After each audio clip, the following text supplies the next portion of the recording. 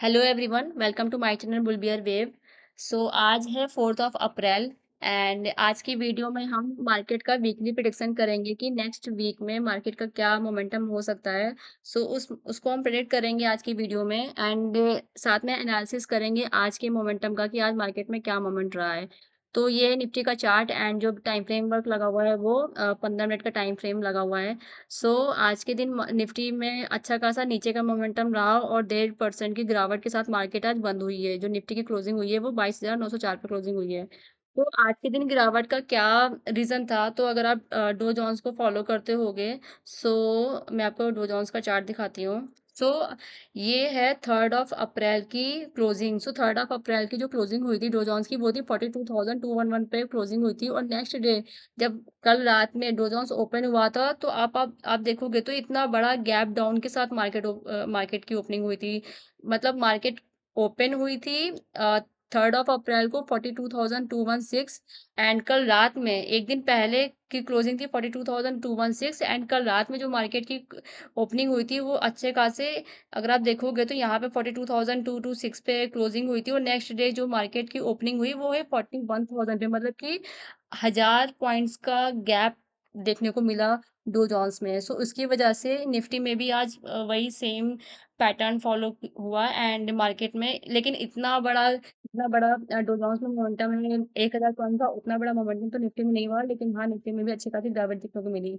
ये रीजन था निफ्टी के गिरने का। यहाँ पे आप देखोगे ये डो जोन्स का चार्ट मैंने लगा रखा है। यहाँ पे 1,000 पॉइंट्स के गैप डाउन के साथ पहले मार्केट ओपन हुई, फिर उसने ट्राई किया ऊपर जाने का, लेकिन फिर से मार्केट ने जो क्लोजिंग करी है, डो जोन्स का जो क्लोजिंग हुआ था वो -3.98% की गिरावट के साथ मार्केट की क्लोजिंग हुई थी। मतलब ऑलमोस्ट 4% डो जोन्स की मार्केट गिरी। उस वजह से निफ्टी में भी उसका इम्पैक्ट देखने को मिला एंड निफ्टी में भी आज पूरे टाइम डाउन साइड ही मोमेंटम रहा। सो अब निफ्टी का वीकली प्रिडिक्शन करते हैं कि नेक्स्ट वीक में क्या मोमेंटम हो सकता है। ये 15 मिनट का चार्ट है। 15 मिनट के चार्ट को हटा के हम इसको बड़े टाइम फ्रेमवर्क पे देखते हैं। मैंने 1 घंटे का चार्ट लगा रखा है एंड 1 घंटे के चार्ट के हिसाब से अगर आप देखोगे तो एक डाउन पैटर्न फॉर्म हो रहा है। यहाँ पर आप देखोगे तो डाउन साइड का मोमेंटम रहा, फिर एक pull back and then again फिर एक अगेन डाउन साइड का मोमेंटम रहा और उस वाले डाउन ने इस वाले प्रीवियस वाले लो को ब्रेक करके फिर एक नया डाउन क्रिएट किया एंड देन अगेन एक पुल बैक हुआ एंड फिर जो आज ये जो इतनी बड़ी एक कैंडल बनी है 1 घंटे की कैंडल, वो उस वाली कैंडल ने इस प्रीवियस वाले लो को ब्रेक करके अगेन एक डाउन साइड का मोमेंटम किया एंड अब क्या सिनेरियो हो सकता है? पॉसिबिलिटी है कि पुल बैक भी आ सकता है या फिर पॉसिबिलिटी है कि और नीचे जा सकता है। तो अभी वन 1 घंटे के चार्ट के हिसाब से अभी कुछ एनालिसिस नहीं कर सकते हैं कि अभी पुल बैक होगा कि और नीचे आएगा। अब इसको और बड़े टाइम फ्रेमवर्क में देखते हैं। अब 4 घंटे के हिसाब से देखते हैं कि क्या मार्केट में मोमेंटम रह सकता है। इसको पहले मैं डिलीट करती हूँ।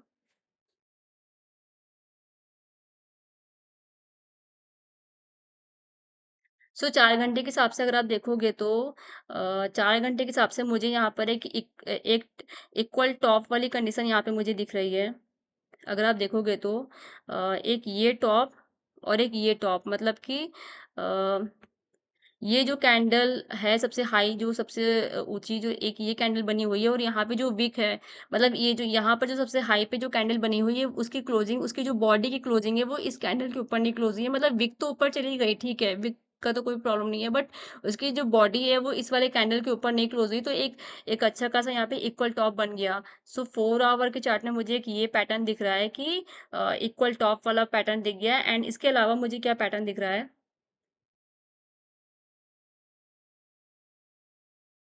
एक तो ये है इक्वल टॉप का है एंड इक्वल टॉप पे हमेशा मार्केट नीचे ही आती है। अगर यही इक्वल बॉटम होता तो मार्केट ऊपर जाती है एंड इक्वल टॉप पे मार्केट नीचे आती है। कंडीशन दिख रही है। इसके अलावा और क्या पैटर्न मुझे दिख रहा है?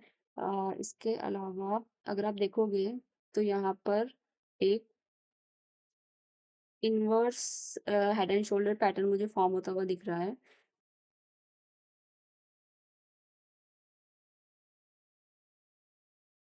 इनवर्स हेड एंड शोल्डर में क्या कंडीशन होती है? एक हमारे पास लेफ्ट शोल्डर होता है, एक राइट शोल्डर होता है और साथ में बीच में एक हेड होता है। इसको मैं थोड़ा मिनिमाइज करती हूँ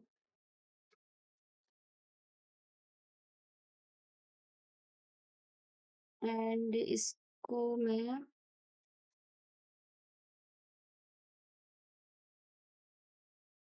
इस वाली लाइन को मैं थोड़ा-सा बड़ा और कर कंट्रोल जेड।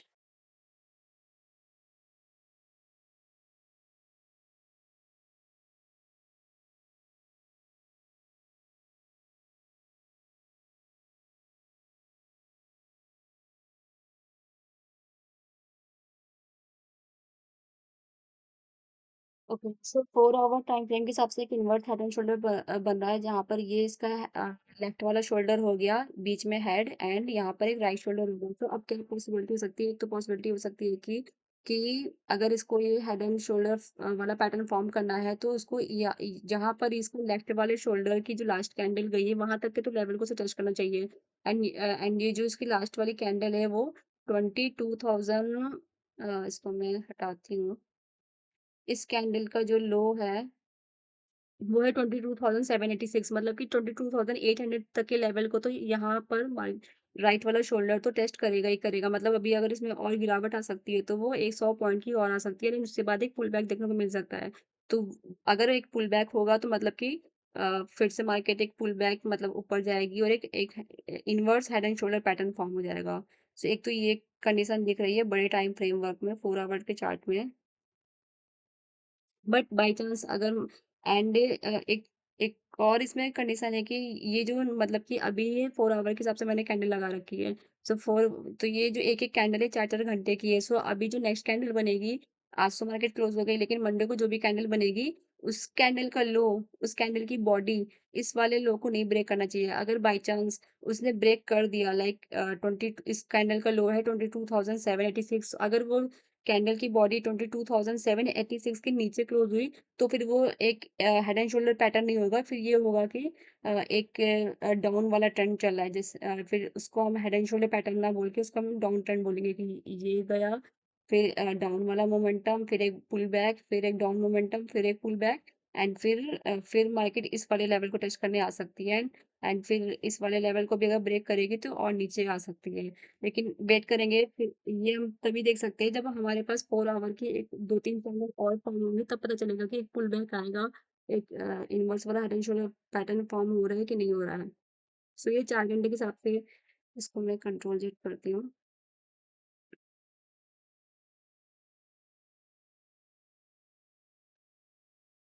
सो ये 4 घंटे के हिसाब से पैटर्न फॉर्म हो रहा है। इसके अलावा अगर हमें डेली टाइम फ्रेमवर्क में देखें, तो डेली टाइम फ्रेमवर्क में भी सेम यही पैटर्न मुझे दिख रहा है। इनवर्स हेड एंड शोल्डर वाला।